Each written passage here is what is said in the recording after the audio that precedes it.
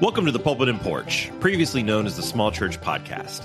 I'm Tony Marr, and with me is my friend Robert Kell. Hey everyone, we're glad you're here. The Pulpit and Porch is where we kick back, put up our feet, and talk about real life stuff of ministry, faith, community, and maybe a little sports and pop culture. Yeah, if you're expecting a perfectly polished sermon, you're probably in the wrong place. We're more about those honest heart-to-heart conversations, like the ones you'd have on the front porch with friends.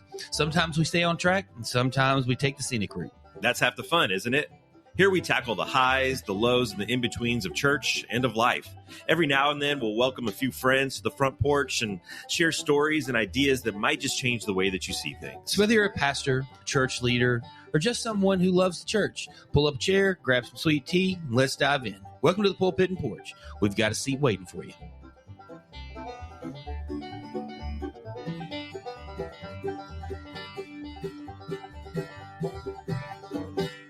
It's the most wonderful time of the year. Winter is parting, March Madness is starting, and baseball is here. I just think there, did you just write that? Or is that a song somewhere that you've picked up on throughout the years? Oh, no, that just came off my head right now. You should market that. You should get a copyright on that and send it to ESPN, Fox Sports, somebody, because, that's like, it's one of those moments. I'm not sure how much I hate you.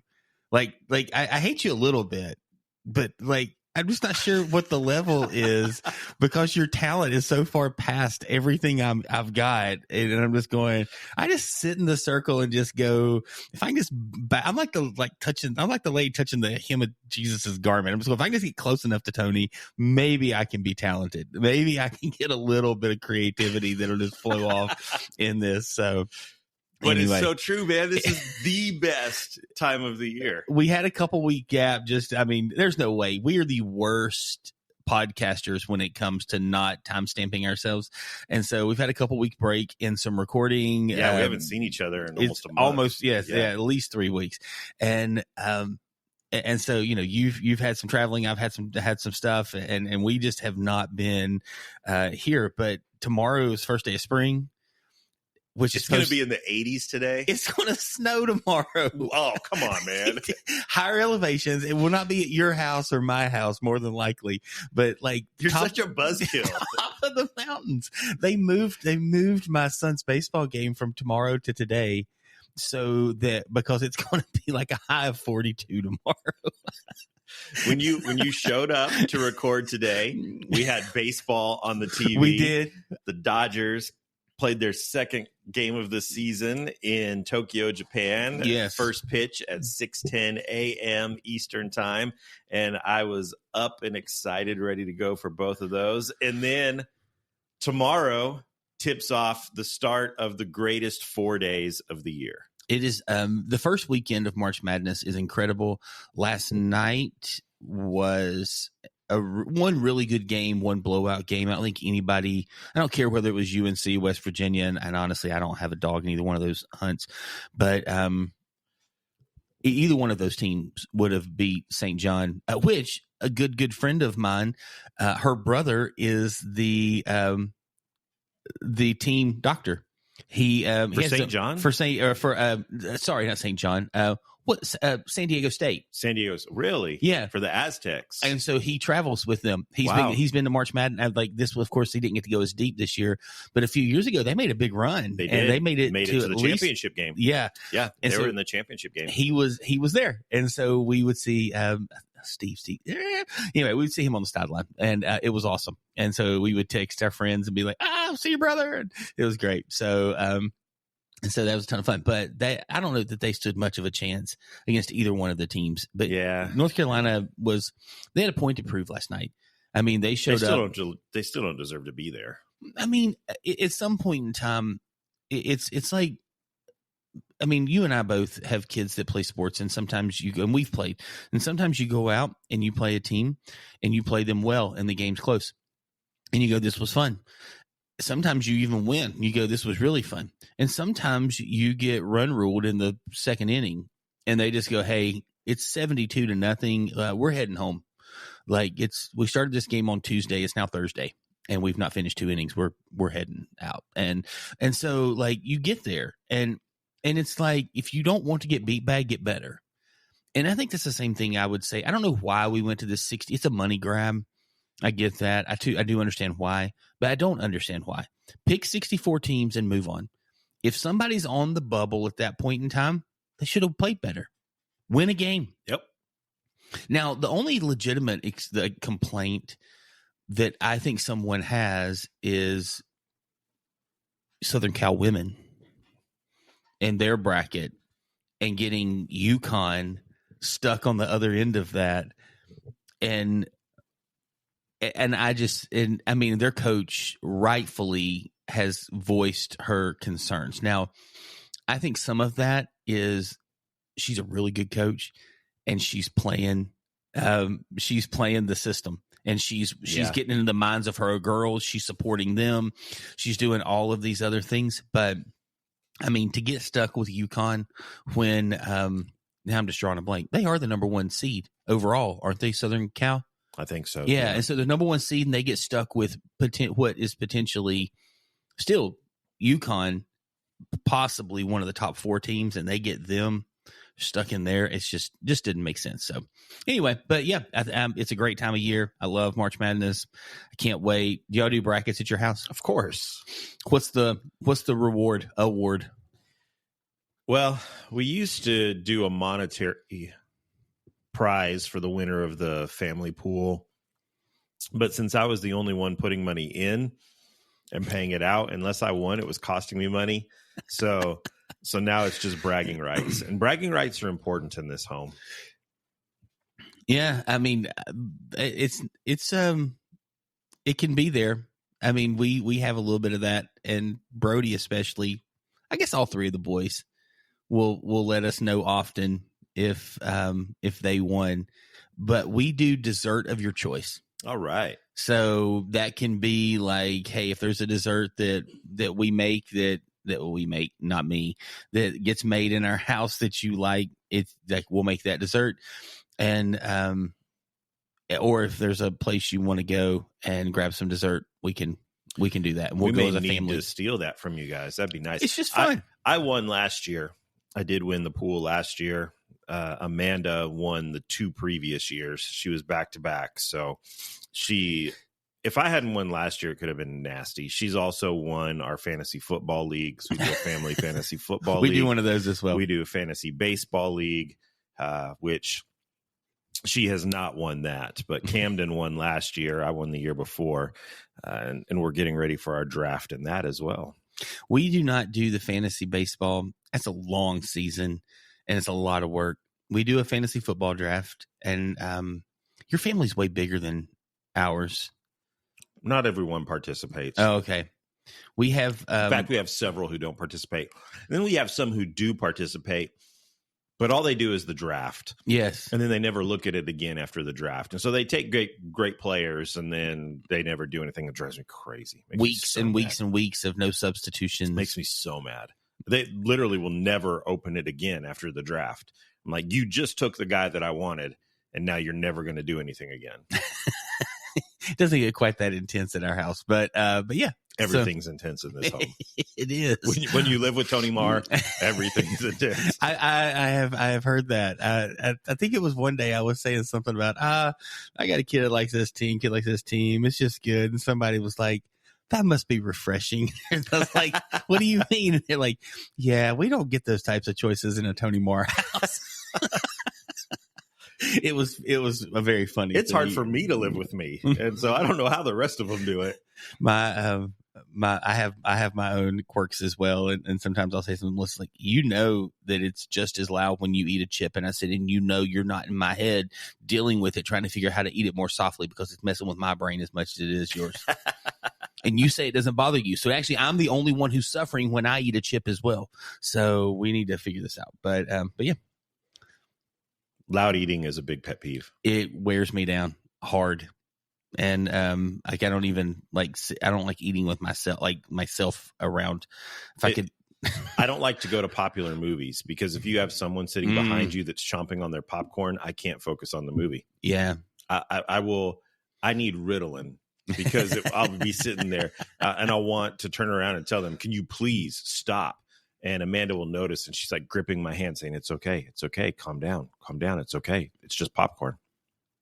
Yeah, I don't think it is just popcorn. I think it is an intentional movement of people that need, like, there's a club. I don't know. They need, like, we need one. We need something. This is completely unrelated to anything, but this jumped into my mind here. I think every bit of this has been unrelated to anything. That's true. Isn't that the show? That's kind of what we do.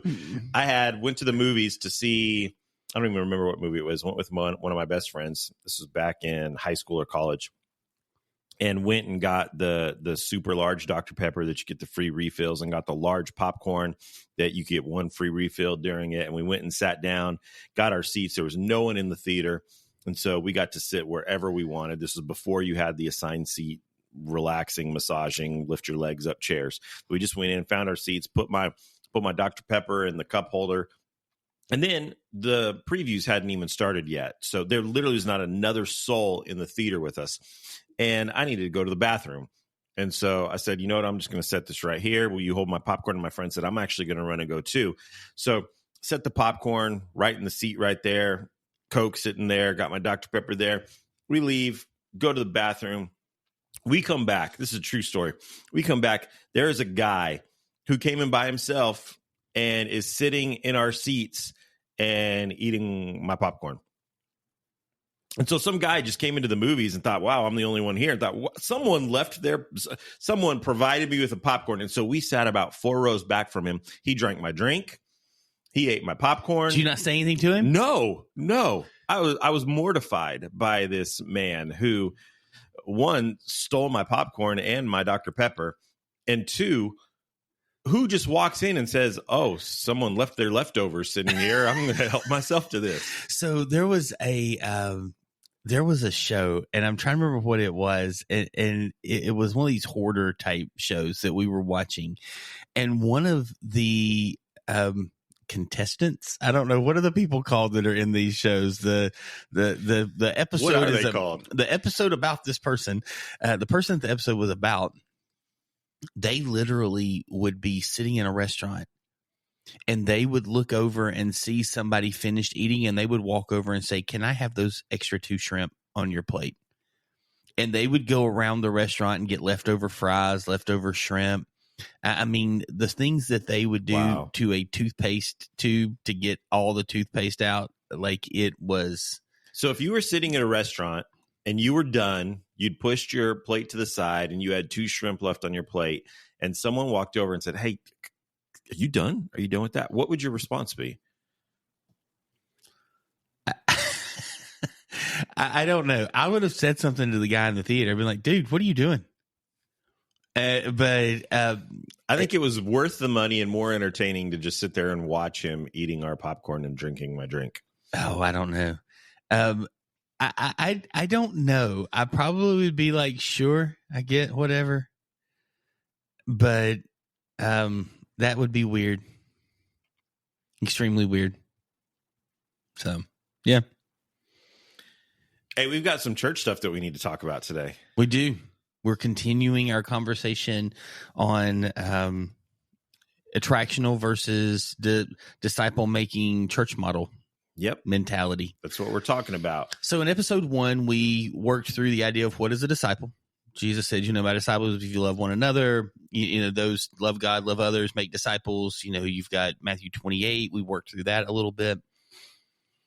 And so that's the 11-second recap of the episode everyone just heard a week ago. Last week. Yeah. So now we want to jump into giving some more practical ideas for how a church can create discipleship in an attractional model, because we closed out our last episode by saying that you'll get there. Every church wants to be attractional in some way. Mm-hmm. You want new people to come to your church. You want people to enjoy their time with you, get something out of what they're doing, and invite their friends, their neighbors, their colleagues to come with them the next week.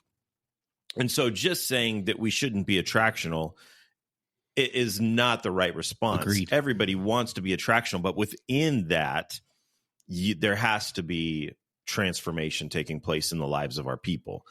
And so we talked theoretically a lot about this last week.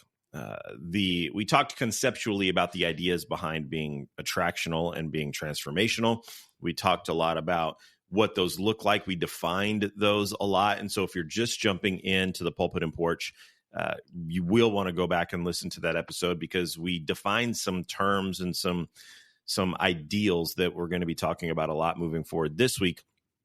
But now we want to take that next step, turn that page to practical ways that you can create a culture of discipleship within an attractional church.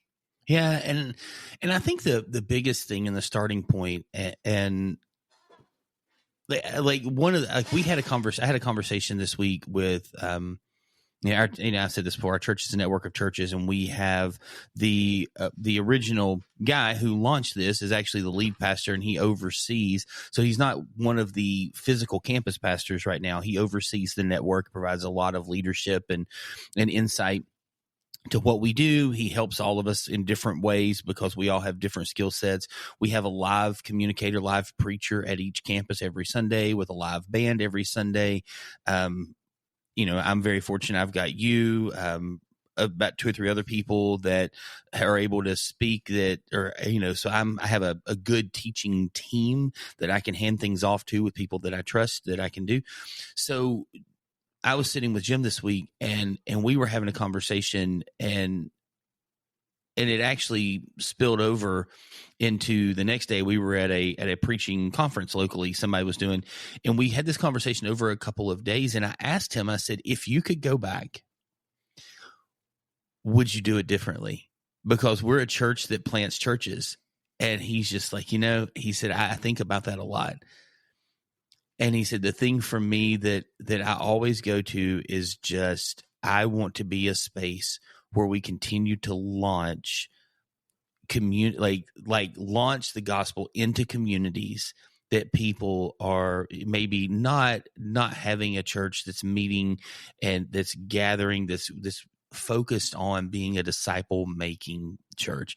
And I actually told him yesterday, I said, the next all staff that we have, and I said, in the next face-to-face, when we have to do a lot of Zoom things, we have a lot of bivocational people.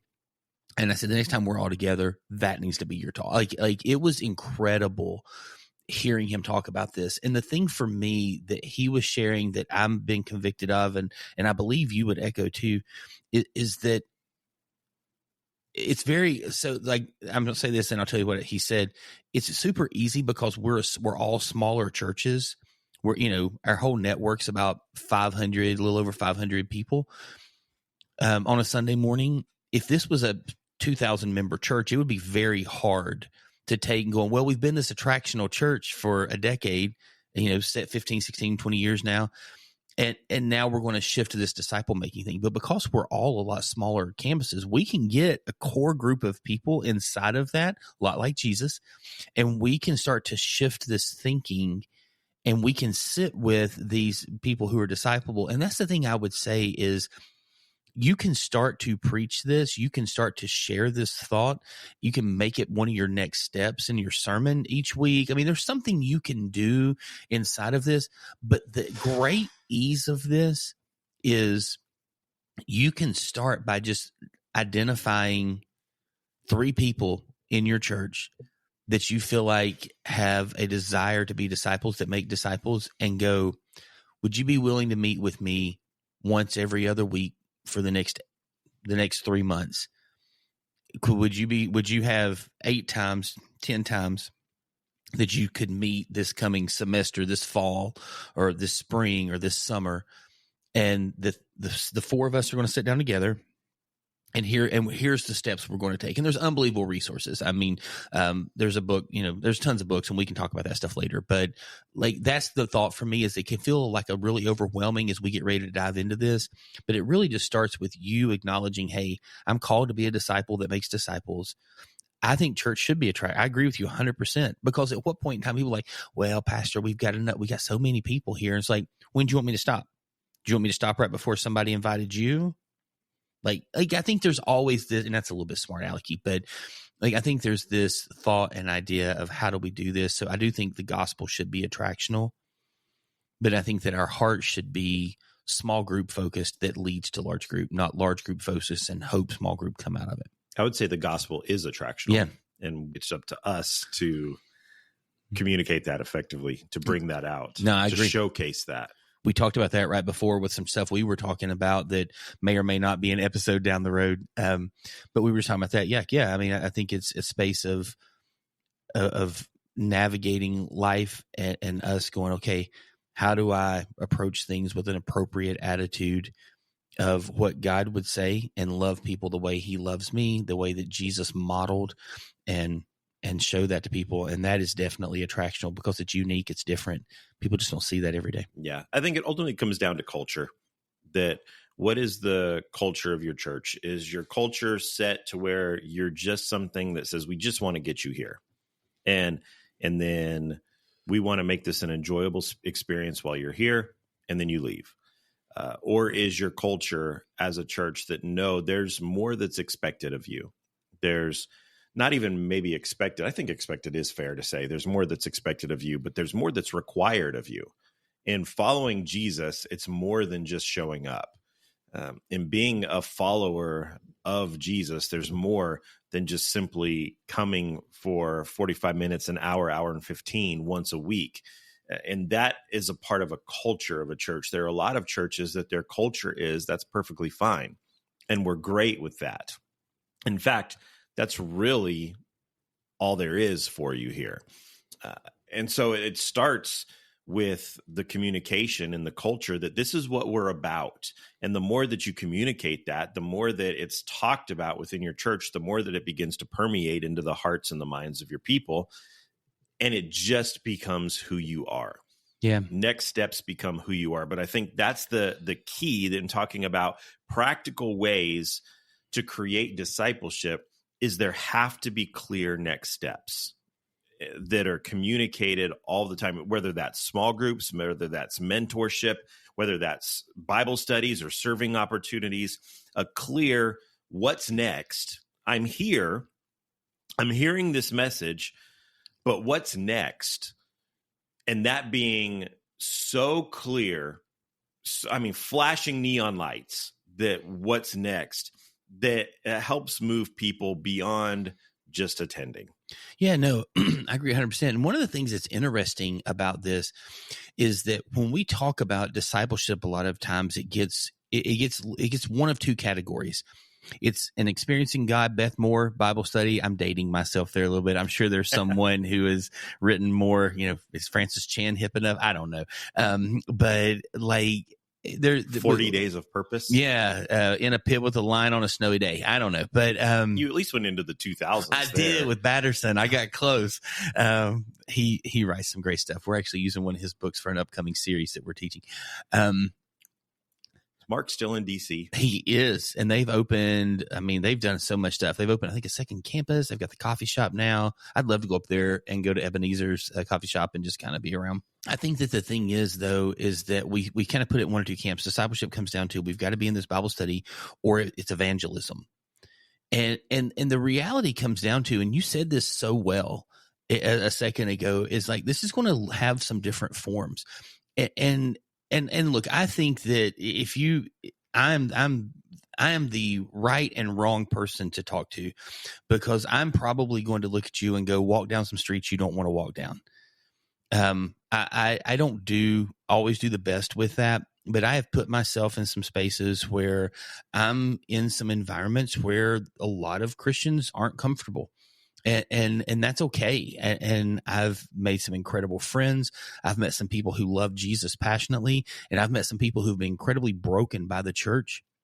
I've seen people come back to the Father in those spaces that have gone, hey, this has been nothing that I say nothing I've done. I think that conversations, God's definitely used me, my family, in some of these conversations and things along those lines. And some people will just go, hey, we think you're pretty cool. We're just not interested. And I just get to keep praying. And so that feels a touch more evangelistic in the approach. But the reality comes down to is that if you are leading a gathering, whether of saints that are people who are showing up to a building or to your basement or your living room or whatever, a coffee shop, that you are meeting on a weekly basis, that we call a church here in the United States or wherever you're listening, if it's called a church, that you probably have, if you've got 10 or more people, you have a couple people in there who are Christ followers but aren't following Christ. They are people who understand who Jesus is, what he did, the sacrifice he made, how much God loves them, but they are not being disciples that are making disciples. They are not taking these active next steps. And that is a very fertile ground, because those people are already interested in what you're saying. And I think that's something that we just lose sight of sometimes. We go, well, these people are here at the church already on Sunday. I need to go out and to the hedges and highways. And you do. We all do. But I think that we just lose sight sometimes that there are people sitting in your church, in the house of worship that you are leading in, that are wanting to figure this out. And what a great first step. Like if I'm going to like work on a car, like I don't want to go down and work on my buddy's car and blow it up. I'd rather work on my car first and work in some space where I've got some flexibility. I've got some freedom, because I will tell you, when you get, and Tony, you could speak to this as well. When I get into spaces sometimes where it's people that maybe don't care about faith or really hurt by the church, or, a combination of all of this, every word is so measured. And I know all of our words should be, I don't mean it that way, but I mean, there's no room for error. And like, it helped me a lot that I had spent 25 years doing ministry and sitting with people and saying a lot of stupid stuff to believers who would kindly go, probably shouldn't approach that way. Oh, hey, thanks. That's a really kind way for you to help me grow and not be stupid. To sit with believers who you can go through and you're opening the scriptures and you're working through. And when you hit a really hard verse, they'll go, I've always struggled with that too. And not somebody goes, see, gotcha. Yeah. There's grace in that. And I think that we just lose sight of how simple this starting point can be, because we've got to go to the middle of nowhere where people hate the Father to draw them in, not disciple the people who are literally showing up. Yeah. And I think a lot of that comes to what we're teaching on Sundays. Yeah. That we spend so much time wanting to be encouraging and inspirational that I think that we miss out on teaching on the cost of discipleship. Sure, we want to inspire people to go out and live better lives and be better people. And we want to encourage people in the Christian walk, but there needs to be just as much, I think, talking about the commitment that it takes to be a disciple, the sacrifice that it takes to be a disciple, the obedience that is required of someone who is following Jesus, and not just encouragement and inspiration. I think that we need to help people understand that following Jesus means surrendering your life to him, not just waiting for the blessings to come in. And I don't know that churches do a great job of that. And so if we're not teaching anything but encouragement and inspiration, then we shouldn't be surprised when our people are not being disciples. They're great cheerleaders, but they're not great, like, yard workers. Yeah, exactly. And I think that's the thing. Literally, we record in the mornings, typically, and I have an alarm set on my phone that buzzes, just a reminder in my calendar, at 10:02 every day. Luke 10:2. The harvest is plenty, the workers are few. And literally, all it says when it pops up is pray for disciplable people. And every day, my phone, 7 days a week, I'm typically I have about 2 or 3 things that go off. We led a gathering in our home for the arts and creative community for about 14, 15 months. Then COVID started, and we went another 4 or 5 months just doing Zoom calls. And while we haven't had that meeting in a long time, we still circle up with a lot of our friends, and I love the arts community. I love art myself. But like, I still have that Zoom call pops up every Sunday, just the reminder of that. And I was like, I should delete that. And then I just go, no. And every Sunday at about 9:45, this reminder pops up. I'm usually standing maybe it's a little bit later than that. I'm just drawing blank now of all my times, but we start service at 10 and I'm usually worshiping. Maybe it's 10:15 when it pops off, and I'm there and we're worshiping, and my phone will buzz and just say, pray, Canvas getting started. And I'm just praying for my friends standing there worshiping. And like I said, some of them come and worship with us now. They're following Jesus and they're navigating their faith. Some still would tell us, like, we love you, but we hate this whole faith thing. We think God's a vindictive, evil dictator that's just out to ruin our life. And I'm like, hey, I appreciate you being that honest with me. And then a lot of people in between. And I just think it's so important to kind of step in and just go, man, how do we step into this space and just pray well in this moment? I spoke a few weeks ago,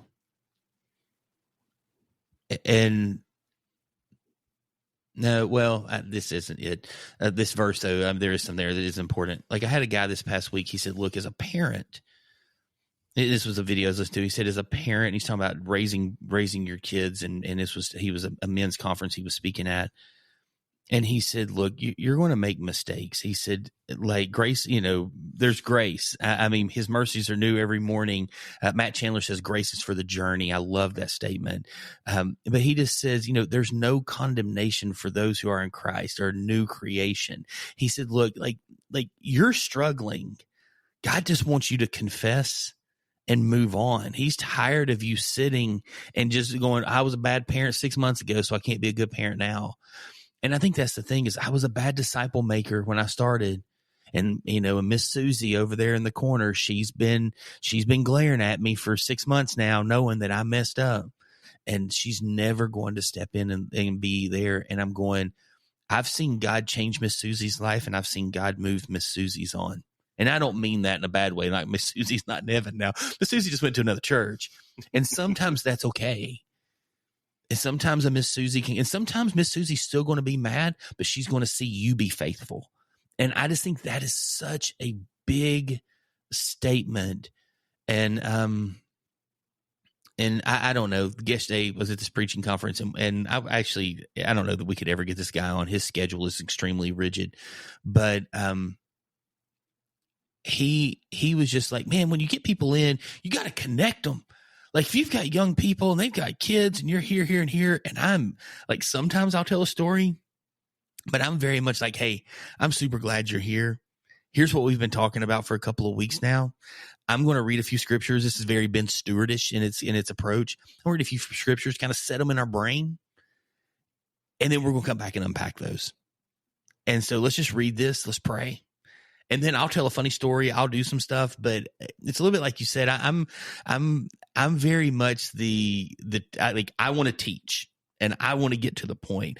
And so I don't care if I offend you in that space. Yesterday, this guy was talking. He's like, you think about Rick Warren. He's like Rick in the middle of sermon, church with 20,000 people. And he'd look at like one individual and go, do you just know how much Kay and I love you? And he's like, the whole room's going, I think I love you too. And I think that's the whole thing, is our approaches are all so different. And so I tend to gather people around me that are going like, how do I know? Like, what do I do? And I love it. Like, I walk into a room, I do a couple of Bible studies throughout the week. And one of them, I got a group of guys. I'm the youngest guy by 17 years. They're all over 65, every one of them. And I sit in the room and they'll come and be like, so how did creation happen? Where did God, what happened and they'll ask these incredibly heavy questions. And I'm like, let's go. And I'm there, and I'm always working it back to, how do we follow Jesus with that information? How do we love people well with that information? And so I'm super, super there for that. I just want to teach, and I want to help make disciples. And so if you're like me, there's space for that, man. If you're super relational, just get some coffee and sit around with people and hang out and hear their story. Yeah. So a couple of things that we've said for practical ways that churches can encourage discipleship beyond Sunday morning is first, you have to have a clear pathway. Yeah. And that's something that we do a lot when I'm working with churches is say, what's your missional map for where you're taking people to, that they need that next step. And there are so many examples. If you don't have one, I'm amazed at how many churches don't. In fact, I would say most churches don't I agree. have that game plan, that map. And this goes beyond churches. Any business that you're running, you have to have a strategy. You have goals, you have missions. If you don't have a strategy on how you're going to accomplish that, how you're going to move your people from step 1 to step 4 or whatever that step is, then you're setting yourselves up for failure. You're just wandering around aimlessly. And so in our churches, we have to have a clear pathway for taking people from where they are to where we want them to be. And like I was saying, you go back all the way back. We've talked about Rick Warren several times. You go back to his baseball diamond that he had back in the 90s. I didn't love that one because with that one you could arrive. That's a lot with you being a baseball guy. I know. But with that one you could arrive, right? So we want to get you to first base, second base, third base, and then home. So then what happens when I get home? Now I'm a fully devoted follower of Christ was the term that they used. And so now what? I just kick my feet up and I'm done? No, the process continues. You don't slide into home and celebrate that you've made it and now you're done. You had Andy Stanley had his, we want to get you from the entryway for your living room kitchen into the kitchen. You know, that we're moving you places. We're moving you steps. One of my favorite ones that I ever created was that it's a journey down a highway and you've got off ramps that you get off of on the way. And so, but the road continues. Yeah. The road, you never reach your destination until the next life. You know, you never reach that destination, but there are road marks along the way. There are rest stops along the way. There are travel stops along the way that these are benchmarks that we're getting to on our journey to where we're ultimately heading to. But there has to be some way for people to track their progress, to see I'm growing. I'm really growing and I'm maturing and I'm becoming more of a disciple along the way. I'm not just growing stagnant in what I'm doing. And you know, that can be as simple as you're going from attending weekly service to now I'm joining a small group or a Sunday school class or a Bible study, to now I'm engaging in some form of service. And now I'm getting involved in missions in somewhere. And now I'm developing my new leadership skills and we want you to do this. And now I'm leading others. You know, there are so many different ways, but giving your people something that they can tangibly grasp a hold of and see, and that is communicated on, here are your next steps. Where are you now?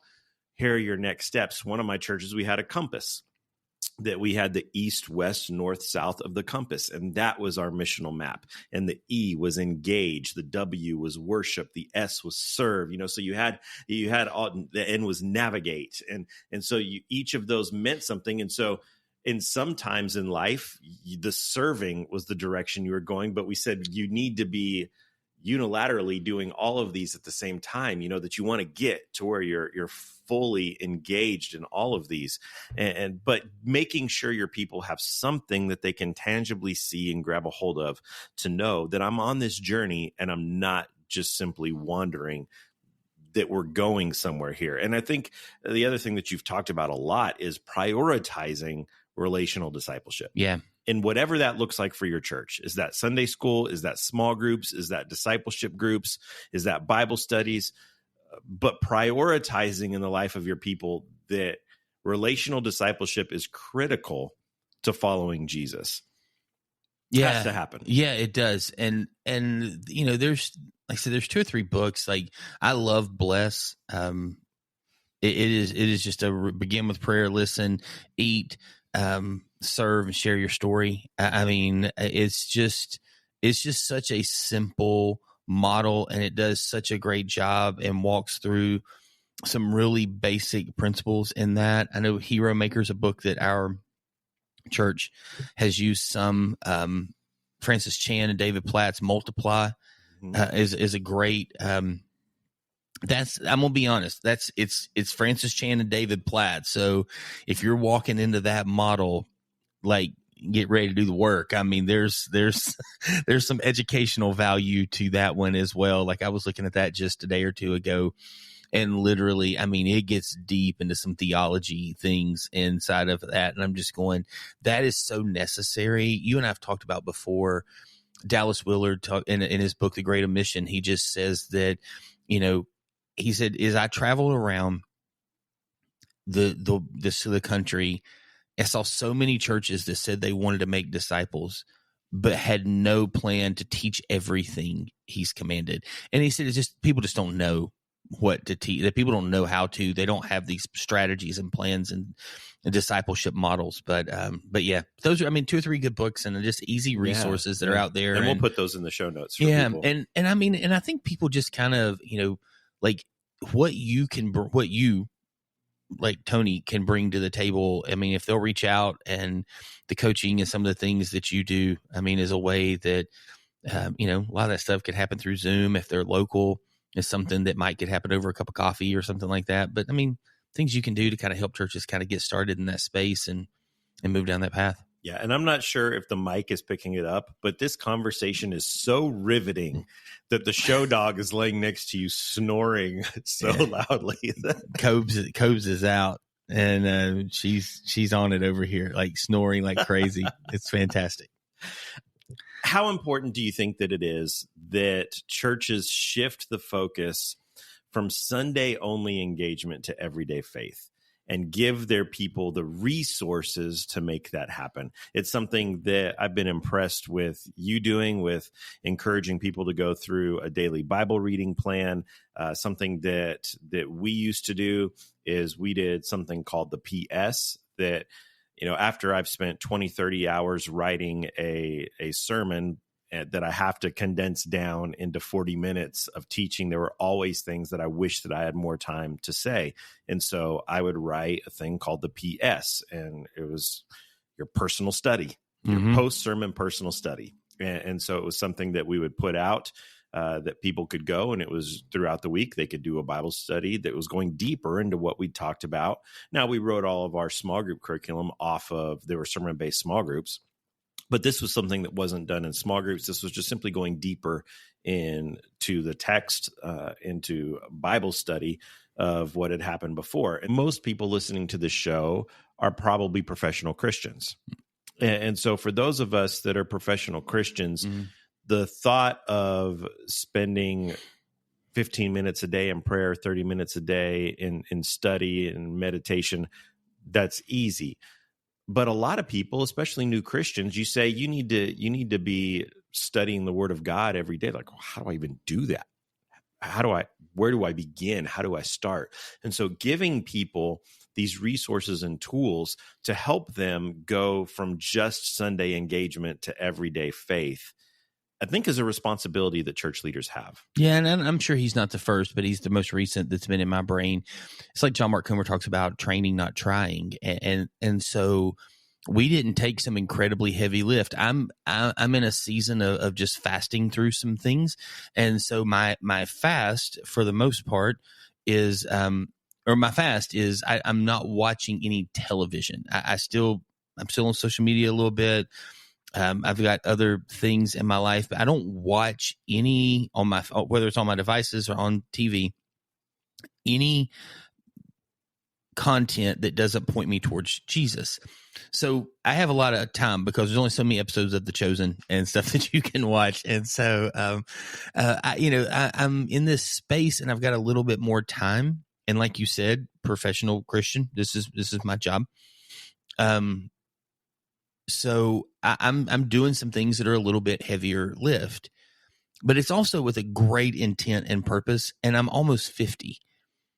I didn't do this when I was 30. I hadn't thought about that. And I know people who did do it when they were 30, but I didn't. And some of that was some cultural Christianity things that I was still navigating and working through.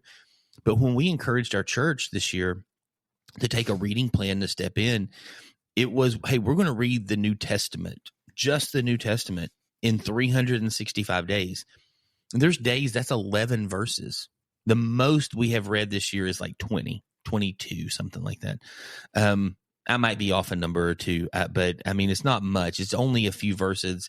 It's literally half a chapter most of the time.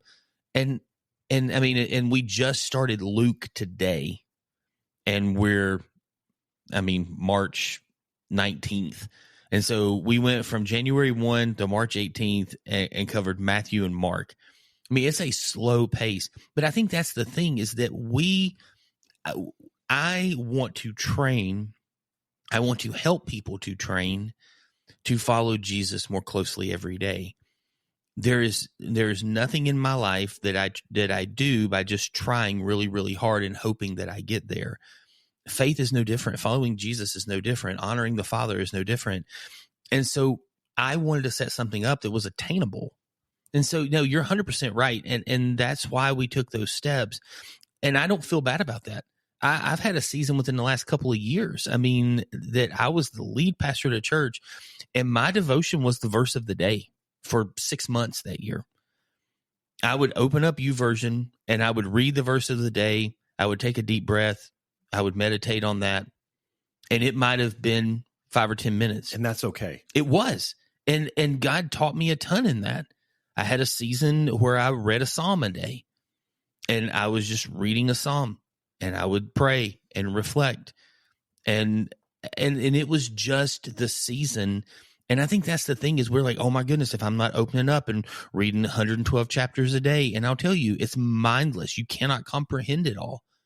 There may be a season where you need to do something crazy, and that's okay, but let that be a season, and then move back into a simpler, slower relational rhythm with the Father. We're relational people, and we treat the scriptures as transactional, not relational. And there's no excuse for any church out there, any church leader, not to offer these resources to their people. There's more than there have ever been readily available. They're free. They're easy to find. They're easy to distribute.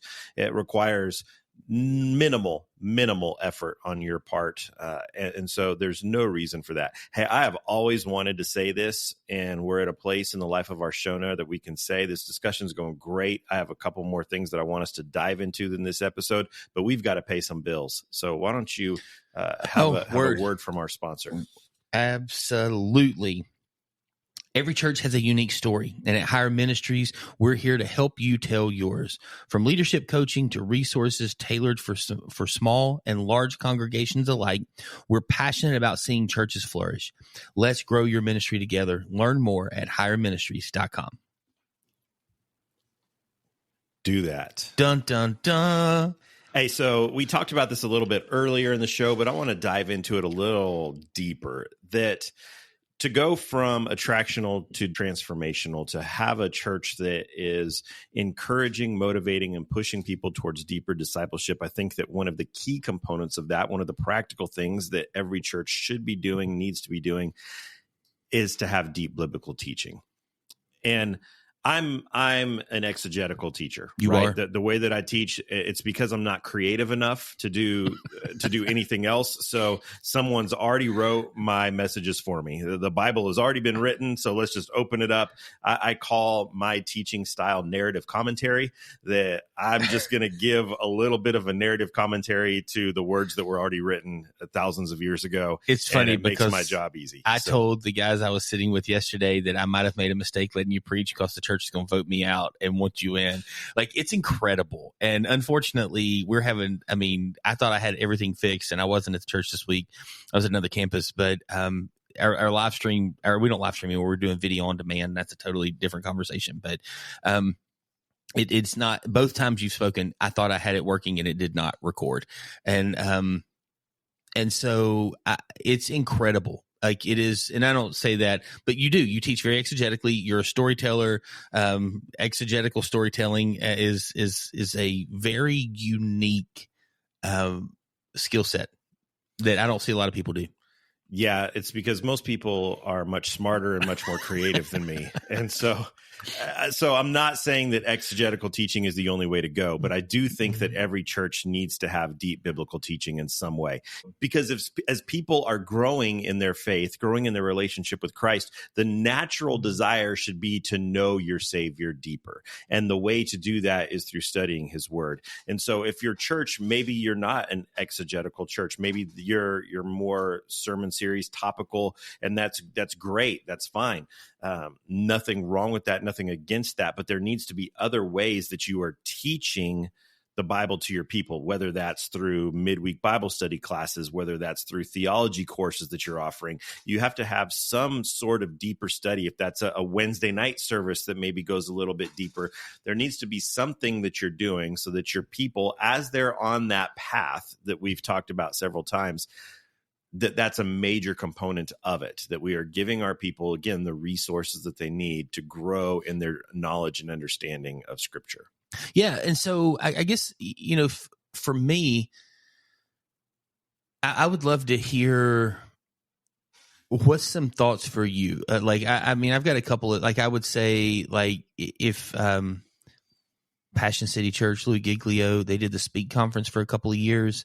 I think literally right now for $129, you can get access to everything, every session that was there. And I'll just tell you, Ben Stewart's session from 2024, if you're struggling with how to work the scriptures in a way, Ben's an exegetical guy. He's like a topical exegetical, which is what I would say I am. I have to teach inside of series because that's what our church does. And I'm part of a network of churches. We all are teaching the same series at the same time. We have full autonomy to teach that week however we want to. So we're never teaching the same verses. We're teaching the exact same topic, but we're all typically in a different set of verses. We're in a different place. We're in a different type. So I might be deep in the Old Testament. Somebody might be in the Gospel. Somebody might be in the Epistles. There's 3 campuses teaching the exact same topic on a Sunday. And so I Ben Stewart's thing might be worth the entire, like I said, I think it's like $129 right now. Might be worth the whole $129 because he preaches a sermon on how to prepare a sermon. It was incredible what he did. And so challenging, and it really changed how I piece a sermon together in the work that I do. But when you're looking at that, and we start to think through, and I'm sure we can banter back and forth, you just said something that I need you to know. Every time you tell me, I get nervous to preach on Sunday because I'm probably half at best of the lower end. If I'm at 10 hours, I have put in a ton of time. I'm probably more 7, 8. What would you say? So we talk about, and you're saying 20 to 30 hours a week to a bivocational person, maybe alongside even a full-time person that's going, I don't know where I would get that time from. What would be some steps when you're saying, hey, good theological, deeply theological rooted? I don't know. I keep trying to I harness my inner John Piper there as I say that, I guess. But what would you encourage people to kind of, hey, here's some steps where I think they could start to kind of go in and go, if they're struggling with what deeper teaching looks like, or I shouldn't say deeper, that's not even the right word, but foundational teaching that really dives into the heart of Scripture. Yeah, I think that's a whole series on our show to be done on its own. But I think give a couple of nuggets and maybe we can pick up on that here in a week or two. Yeah, I think a quick thing that I would say to that is not everyone has that kind of time, and not everyone needs that kind of time. I think that for me, I could tell a huge difference when I had spent 20 hours or more and 20 hours or less. That if I were spending less than 20 hours, I think it was evident to everyone who heard me teaching that I didn't put as much time into that one. There are other people that you included that can spend 7 hours and it be just as great. I wasn't that guy. I'm not smart enough, not creative enough that I needed to put that kind of time into it to deliver something that that I felt was transformational, not only for me, but for the people that were going to hear it. But not everyone needs that amount of time. Also, not everyone takes the same approach, and in our world today, the last time that I was writing, I had this realization while we were out of town, one of the times in the last month, the last time that I was writing a new message every single week was almost a decade ago. The world has changed a lot in that time. There are so many more resources. You and I had a conversation before we started recording, about a conference that you went to this week where the guy was talking about how much he uses AI. And we've spent numerous hours talking on this show about AI and ministry and the uses, benefits, dangers, and all of that. And so I think there are so many tools now that are available to those of you that have to write a new message every day that can streamline that process for you, save so much time and effort. But for me, the biggest thing was just sitting with the word and just sitting with it and going through and seeing it from every possible angle. Sometimes I would only teach on one verse, maybe 2 or 3 verses, and going through and looking through it from every possible character and angle that could be there, and seeing, can I uncover something deeper about that? And the thing that I think now that the expansion of artificial intelligence and the internet and all of that is understanding the context of everything that was happening there. For me, as a storyteller, that you said, I need to know all of the major components of the story that I'm teaching on. I had someone ask me one time, that's great when you're teaching on Genesis or you're teaching on Exodus or you're teaching on the Gospels, that is a story. But what if you're teaching on 1 Corinthians, that's not a story? Well, there's a huge story there. What's happening in Corinth? What was happening with the church there? What were the circumstances historically? What was happening in that city that caused that letter to be written? What was happening with it? There's so much background, so much history that needs to be researched and studied and dove into if you really want to have the people that you have the honor, the privilege of teaching, to really get a deep understanding of what was being said to that church. You have to put yourself into that church. You have to put yourself into that place, and you have to understand all the contextualization of what was happening there. Because the Bible was written for us, not to us. Right, exactly. And what you're doing is you're uncovering who it was written to help us apply it to who it was written for. Exactly. In 2025, not in 05. Or, and so, I mean, that's the thing, is about the journey in that space. No, that's really good. For me, like the start is I read the text, and I like to, like I said, I topically exegete. So every week I preach, I want to take and grab the topic that we're doing. I want to center in some verses, and I'm like you, it could be one. It could be probably 10s, about the most I would have time to really do on a Sunday, in about 30, 35 minutes. But I'll take and read through, and I'll start looking at things. And then I use netbible.org. It's free. I go in and I just pull up the text, and then beside it has these different windows, and I'll click Greek, Hebrew, Aramaic, whatever it is, and I'll click on that, and I just start looking at the words. And so I'm teaching right now. We're in a series called Encounters, that just different encounters Jesus had. We're doing this leading up to Easter. And part of the reason we do it is Easter's such a big day. We rotate. And so all the campus pastors teach. And so we write like 2 sermons in 6 weeks instead of having to write one every week. And so I'm teaching Jesus's encounter with Matthew, calling Matthew. And in that text, when he calls Matthew, then he goes to the party, they use the word eat 3 different times. Twice Jesus is using it, and once the Pharisees. And it's a different word. It's twice when Jesus is using it. It's this incredible dine, like sit, lean in, like they're lounging. It is an incredibly relational experience. Like Jesus wants a meal to mean something. And for the Pharisees, when they walk up, why is your teacher eating? Why is he consuming food? This transaction, I need this to live only. And I remember sitting with people and going, am I overthinking this? And they're like, if the words are different, you're not overthinking it. And so like you can get to something that simple. It's literally, I don't even address it in the sermon. It's a next step for me. Jesus views a meal different than you. Here's 2 more Greek words. I mean, I have like 9 Greek words and I literally, the words are on the screen. I'm like, I can't pronounce any of these, but here's what the word is. Here's what it means. Here's what that word means in English. And here's where we've missed it. It's the exact same thing, the whole no condemnation. Like for those who are in Christ or a new creation, the old is gone. King James says passed away. We create memorials for things that pass away and we go back and visit them and look.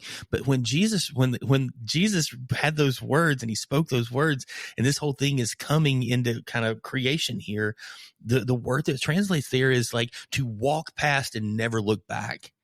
Like it's not wanting us to come back and just sit and dwell in our, our sin and our struggle and our hurt. He wants us to move forward into his likeness, just like so many other things that you and I could spend hours doing. And so for me, that's really where I start. And I kind of sit in the space of going, okay, what did Jesus, what did the Father, what's the scripture actually say all these years ago? How does that translate into English? And then what's the struggle? What's the need that I can maybe meet through this series in someone's life that people are struggling with, that they're going through, that I can point them back to the Creator that through his Son gave us this unbelievable hope that they can walk into. And so, yeah, I mean, we can dive into those things more. Like I said, it's a good idea to do that as a thing later, but that's what you said is so big. We have to teach the scriptures. And this isn't some rah-rah, let's get going, take up the cross, follow me, leave this life of sin. I mean, he's calling people to a different way of living. Yeah. And then I think the other thing that's critical to this process is that we have to cultivate a culture of serving within our people. It's something that the church misses out on a lot, I think, especially attractional churches, that their serving is a part. Discipleship isn't just about knowledge. Discipleship is about action. And that's critical. We don't challenge people enough to take the actionable steps that have to be taken. Yeah. We have to be intentional about getting people outside of the walls of the church and serving, living life on mission. No, that is so good. Yeah, we just can't consume and then be like, man, I feel full. And then wonder why when we're not giving out and like we're just constantly consuming, but we're never giving. Yeah, we're about out of time, and we're going to have to dive another week into this because we only got through of our 4 segments that we have. We have now gone through 3 of them, and the last one I think is something that's really important. That how do you find the right balance for your church? Well, that is all the time that we have for this edition of the Pulpit and Porch podcast. We want to thank you for listening and tuning in. It was good to be back with all of our listeners after a few weeks off. Hey, we want to encourage you to join us in this conversation. We would love to have your thoughts, your ideas, and your motivations. And so you can find us, connect with us on Facebook, Instagram, and other social media channels by looking up the Pulpit and Porch. Follow us, like us, subscribe to us. We also want to encourage you to join the Pulpit and Porch wherever you listen to your favorite podcasts. Share us, like us, download us. Every time that you like that show, it helps other people that may be looking for similar shows to find our show and join the conversation with us. We do want to shout out our sponsor, Higher Ministries. You can find out more about them and how they can help you and your church and some of these processes and practices we've talked about at higherministries.com. We'll continue this conversation next week. Enjoy March Madness.